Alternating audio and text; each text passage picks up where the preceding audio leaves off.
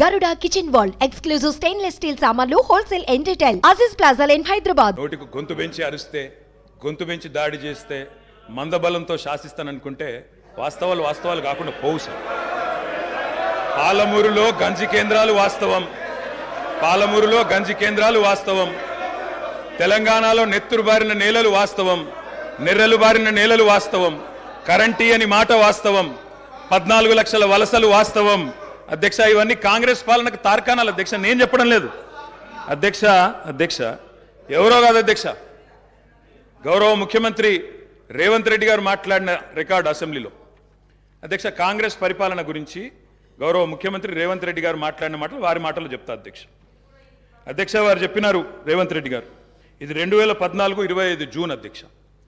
వారి మాటలు నేను కోట్ చేస్తా ఉన్నా, అసెంబ్లీ రికార్డు అధ్యక్ష. నేను చదువుకోవడానికి హైదరాబాద్లో ఉంటే నా తండ్రి గారు చనిపోతే మా గ్రామానికి పోయినాను. పద్ధతి ప్రకారం దాన సంస్కారాలు అయిన తర్వాత స్నానం చేసి ఇంటికి పోవాలి.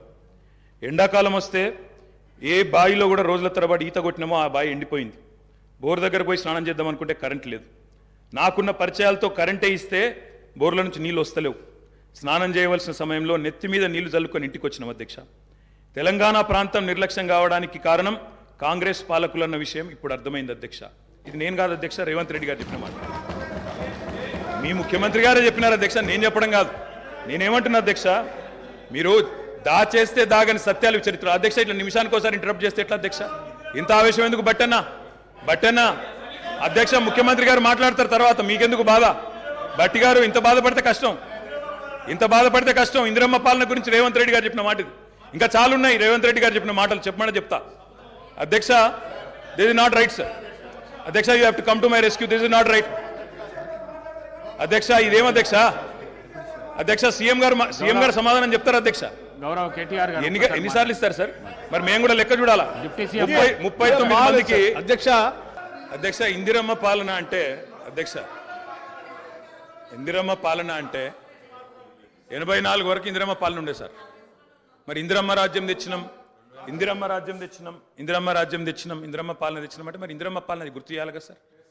ఇందిరమ్మ పాలనలో గంజి కేంద్రాలు ఉండేది గుర్తు చేయాలి, ఇందిరమ్మ పాలనలో కరెంటు లేనిది గుర్తు చేయాలి, ఇందిరమ్మ పాలనలో నిర్బంధాలు గుర్తు చేయాలి, ఇందిరమ్మ పాలనలో నియంతృత్వం గుర్తు చేయాలి, ఇందిరమ్మ పాలనలో ఎమర్జెన్సీ రోజులు గుర్తు చేయాలి, ఇందిరమ్మ పాలనలో ఆర్టికల్ 365ని ఎట్లా యూజ్ చేసి ప్రజాస్వామికంగా ఎన్నుకున్న ప్రభుత్వాలను రద్దు చేసినో గుర్తు చేయాలి, ఇందిరమ్మ పాలనలో ఎట్లా ముల్కీ రూల్ను తుంగలో దొక్కినో గుర్తు చేయాలి, ఇందిరమ్మ పాలనలో ఎట్లా రాష్ట్ర ప్రభుత్వాలను ఒక నియంతలాగా శాసించినో గుర్తు చేయాలి, ఇందిరమ్మ పాలనలో ఎట్లా ఇంటింటికి తాగునీళ్ళు ఇవ్వలేని దుస్థితులను గుర్తు చేయాలి, ఇందిరమ్మ పాలనలో ఎట్లా అయితే గరీబీ హటావో అని నినాదం ఇచ్చి మర్చిపోయినో గుర్తు చేయాలి. రాజశేఖర రెడ్డి గారిని గుర్తు చేసుకున్నప్పుడు, కిరణ్ కుమార్ రెడ్డి గారిని గుర్తు చేసుకున్నప్పుడు వారు తప్పకుండా మేము కూడా అన్ని చెప్పాలి కదా సార్. పోతిరెడ్డి పాడుకు పొక్కదవి నీళ్లు తీసుకుపోతుంటే హారతులు పట్టిన వాళ్ళ సంగతి చెప్పాలా, హంద్రీనివాకు హారతులు పట్టిన వాళ్ళ సంగతి చెప్పాలా, తెలంగాణకు అన్యాయం చేసిన ప్రతి ఒక్కరి సంగతి చెప్పాలా. కేవలం సెలెక్టివ్గా తలుచుకుంటాం, ఇందిరమ్మ పేరు అవసరం వచ్చినప్పుడు తలుచుకుంటాం, లేకపోతే తలుచుకోమంటే ఎట్లుంటుంది అధ్యక్ష? కాబట్టి తప్పకుండా చెప్పాలా. చరిత్ర అనేది దాస్తే దాగేది కాదు అధ్యక్ష. ప్రగతి భవన్కు పోయి అక్కడ కేసీఆర్ గారి పేరు మీద మట్టి పూయంగానే చరిత్ర మరుగున పడిపోదు అధ్యక్ష. తప్పకుండా వాస్తవాలుగానే ఉంటాయి. వాస్తవం ఏంది అంటే 50 ఏళ్ల గోస తర్వాత కలిసొచ్చే కాలానికి నడిసొచ్చే కొడుకు కేసీఆర్. తెలంగాణ తల్లిని దాస్య శృంఖలాలు తెంచిన కొడుకు కేసీఆర్ గారు అధ్యక్ష. ఇవాళ వారు మాట్లాడినారు, గవర్నర్ గారు, మార్పు మొదలైంది, నిర్బంధం పోయింది అన్నారు. అవును అధ్యక్ష, మార్పు మొదలైంది, నిర్బంధం పోయింది. ఎప్పుడు పోయింది అధ్యక్ష నిర్బంధం? జూన్ 2, 2014 నాడు దాస్య శృంఖలాల నుంచి శ్రీశ్రీ గారు చెప్పినారు అధ్యక్ష, బానిసకొక బానిస అని. దరిద్రం ఏంటంటే అధ్యక్ష, గతంలో మనల్ని పీడించిన వాళ్ళు పోయినారు, కానీ వాళ్ళ పేర్లు తెలుసుకునే వాళ్ళు ఇంకా అక్కడే ఉన్నారు అధ్యక్ష. అది బానిసకొక బానిస అంటే కదా అధ్యక్ష. ఇంకొక మాట చెప్పాలి అధ్యక్ష. ఈరోజు గత 10 ఏళ్ళని మాట్లాడుతున్నాను, చెప్తాం అధ్యక్ష. విద్యుత్ సంస్థల గురించి చెప్తాను, ఇంకా చాలా విషయాలు చెప్తాను. మధ్యలో వారే ఇప్పుడు ఒక 15 నిమిషాలు డిస్టర్బ్ చేశారు, మీరు లెక్క రాసుకోవాలి. మీరు కూడా మేము 39 మంది ఉన్నాం, వాళ్ళు 64 మంది ఉన్నారు, మిడిసిపడుతున్నారు అధ్యక్ష. ఎంత అధ్యక్ష తేడా? 1.85% ఓటు మాత్రమే, 1.85% అధ్యక్ష. ఈ రకమైన మిడిసిపాటు మంచిది కాదు. గౌరవ కేటీఆర్ గారు, సబ్జెక్ట్ డీవియేషన్ కాకుండా నేనేం అవ్వలేదు సార్, ఆయన చెప్పిన దానికే చెప్తున్నా. మిమ్మల్ని అక్కడ కూర్చోబెట్టారు అంటే చెప్తున్నా అధ్యక్ష. ఎక్కువ తేడా ఏం లేదు సార్, మిడిసిపాటు వద్దని చెప్తున్నా సార్. అధ్యక్ష, నీళ్లు, నిధులు, నియామకాలు ఇది మా ఉద్యమ నినాదం. దాన్నే అధ్యక్ష వారు సమాధానం ఎట్లాగో చెప్తారు చెప్పండి సార్, సమాధానం ఎట్లాగో చెప్తారు. Leader of the house. Speaker sir, కొంతమంది ఎన్ఆర్ఐస్కి ప్రజాస్వామిక స్ఫూర్తి అర్థము అవగాహన కాదు. మనం ప్రయత్నం చేసినా కూడా వారు తెలుసుకునే ప్రయత్నం చేయరు. ప్రజాస్వామ్యంలో 49కి 0 వాల్యూ ఉంటుంది, 51కి 100% వాల్యూ ఉంటుంది. ఎందుకంటే 51% ఓట్లు, 51% నెంబర్ ఉన్న వాళ్ళు ప్రభుత్వాన్ని ఏర్పాటు చేస్తారు. 49% ఉన్నవాళ్ళు ప్రతిపక్షంగా కూర్చొని ప్రభుత్వం తీసుకునే పరిపాలనలో నిర్ణయాలను, శాసనాలను సహేతుకంగా విశ్లేషించి సలహాలు, సూచనలు ఇస్తారు. సలహాలు, సూచనలు ఒకవేళ ప్రభుత్వము పెడచెవిన పెడితే నిరసనలు, ధర్నాలు, రాస్తారోకలు చేస్తారు. అవసరమైతే ఆమరణ నిరాహార దీక్షలు చేసిన కూడా సందర్భాలు ఉన్నాయి.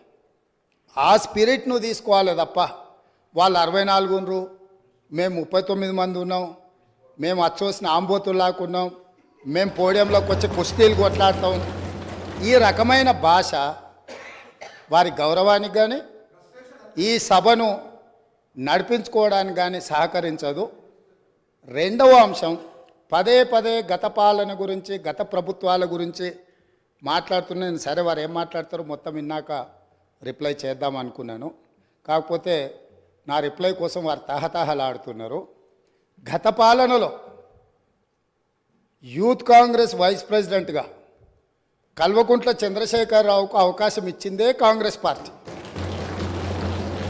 సింగిల్ విండో డైరెక్టర్గా ఎన్నికల్లో పోటీ చేయడానికి ఇస్తే కాంగ్రెస్ పార్టీ తరఫున నిలబడి ఓడిపోయిందే చంద్రశేఖరరావు. గత పాలనలో ఎంపీగా గెలిపించిందే కాంగ్రెస్ పార్టీ.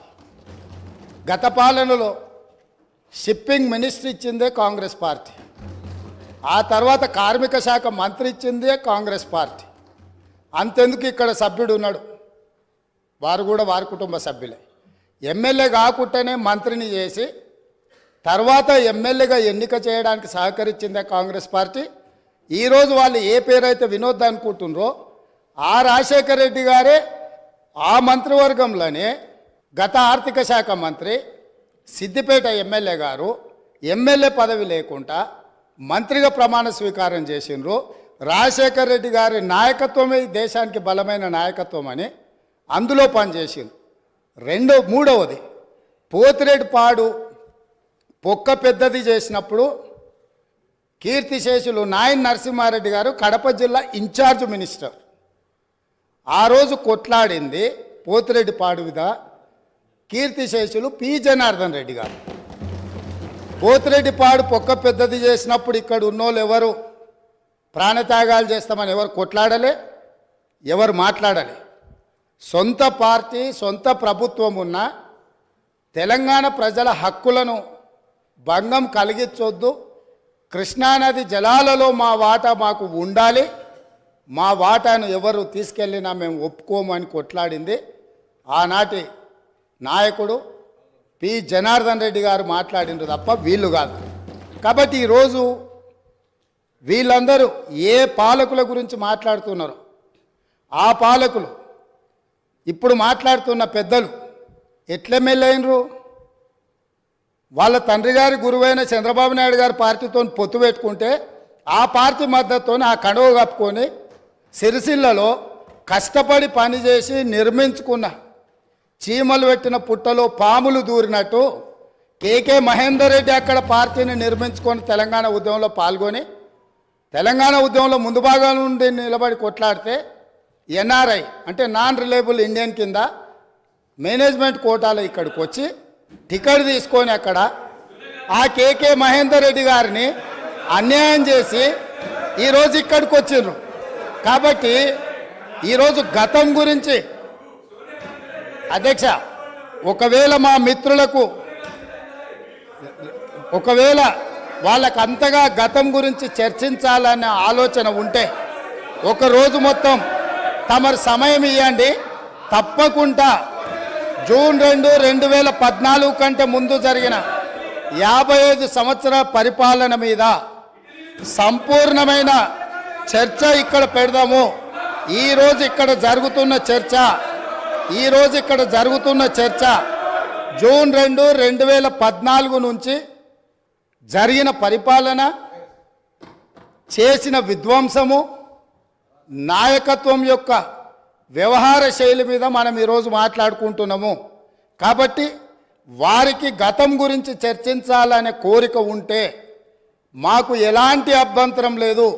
గతంలో జరిగిన పరిపాలనలో ఇక్కడున్న వాళ్ళకి చాలామందికి పాత్ర లేకపోవచ్చు, కానీ అక్కడున్న వాళ్ళకు చాలామందికి పాత్ర ఉంది. ప్రత్యక్షంగా మంత్రులు చేసిండ్రు. అక్కడున్న నాగేందర్ గారు, ఆ పక్కనున్న శ్రీనివాస్ యాదవ్ గారు, ఆ పక్కనున్న హరీష్ రావు గారు, అక్కడున్న కడియం శ్రీహరి గారు, ఆ పక్కనున్న పోచారం శ్రీనివాసరెడ్డి గారు, ఆ పక్కనున్న గంగుల కమలాకర్ గారు, అన్ని పేర్లు మొత్తం అన్ని లిస్టు చదువుతా. వీళ్ళందరూ కూడా ఈరోజు వారు ఏదైతే పాపాలు జరిగినాయి అంటుండ్రో ఆ పాపాలలో సంపూర్ణమైన భాగస్వామ్యం వాళ్ళదే ఉన్నది. వరంగల్ ప్రాంతంలో జరిగిన ఎన్కౌంటర్లకు ఎవరి కారణమని చర్చ ఉంది అధ్యక్ష? ఈరోజు వారే మాట్లాడుతున్నారు. ఏమని గవర్నర్ ప్రసంగంలో మొత్తం కాంగ్రెస్ పార్టీ మేనిఫెస్టోనే పొందుపరిచిండ్రని చాలా సీనియర్గా పనిచేసిండ్రు మంత్రులుగా. గవర్నర్ గారి ప్రసంగము పార్టీ యొక్క ఎన్నికల మేనిఫెస్టోను మంత్రివర్గంలో చర్చించి మా ప్రభుత్వం యొక్క భవిష్యత్ కార్యాచరణను మంత్రివర్గం ఆమోదం చేసిన తర్వాతనే గవర్నర్ గారు ప్రసంగిస్తారు. పరిపాలనలో అనుభవం ఉన్న వాళ్ళు, గతంలో ఈ రకమైన నిర్ణయాలు చేసిన వాళ్ళు కూడా ప్రజల్ని తప్పుదోవ పట్టించడానికో లేకపోతే వాళ్ళ యజమానులను సంతోషపెట్టడానికో ఎందుకు మాట్లాడుతున్నారో నాకైతే తెలియదు. నేను సభ్యుడికి సూచన చేస్తున్నా. నేను చాలా విషయాలు ప్రస్తావించిన, తప్పకుండా సావధానంగా 5 సంవత్సరాలు సమయం ఉంది. సంపూర్ణంగా ఎక్స్రే తీసినట్టుగా ఎక్కడెక్కడ ఏమేమి ఉన్నాయో అన్నిటిని వివరిస్తాం. మా ఆర్థిక మంత్రి గారు, డిప్యూటీ సీఎం గారు జరిగిన విధ్వంసం ఏంది, ఆర్థిక నేరం ఏంది, అన్ని విషయాలు ఈ సభలోనే తమరి అనుమతి తీసుకొని చర్చకు పెట్టి వాటన్నిటిని విశ్లేషిద్దాం. మేము సిద్ధంగా ఉన్నాం. సంవయనం పాటించి ఈరోజు గవర్నర్ గారి ప్రసంగానికి సంబంధించిన మీకు మనసు ఉంటే, తెలంగాణను అభివృద్ధి చేసుకోవాలన్న ఆలోచన ఉంటే అభినందిస్తూ మీరు ముందుకు రండి. లేదు మేము ఇట్లనే ఉంటామంటే పిల్లి శాపనార్థాలకు ఉట్లు తెగిపడవు. ఈ శాపనార్థాలు పెడుతూనే ఉంటారు జీవితకాలం. కాబట్టి దయచేసి ప్రతిపక్షానికి నేను సూచన చేస్తున్నా, మేం పాలకపక్షంగా మా విజన్ డాక్యుమెంటుని సభలో పెడుతున్నాం. మీరు సలహాలు సూచనలు ఇవ్వండి. సహేతుకమైన సలహాలు సూచనలకు ఎప్పుడు మేము సిద్ధంగా ఉన్నాము. ఎందుకంటే ప్రతిపక్షాలను గౌరవించడం అనే సాంప్రదాయం కాంగ్రెస్ పార్టీకి మొదటి నుంచి ఉంది, ఇప్పుడు కూడా ఉంది. ఆ సాంప్రదాయాన్ని కొనసాగిస్తామని మీ ద్వారా వారికి తెలియజేయదలుచుకున్నాం.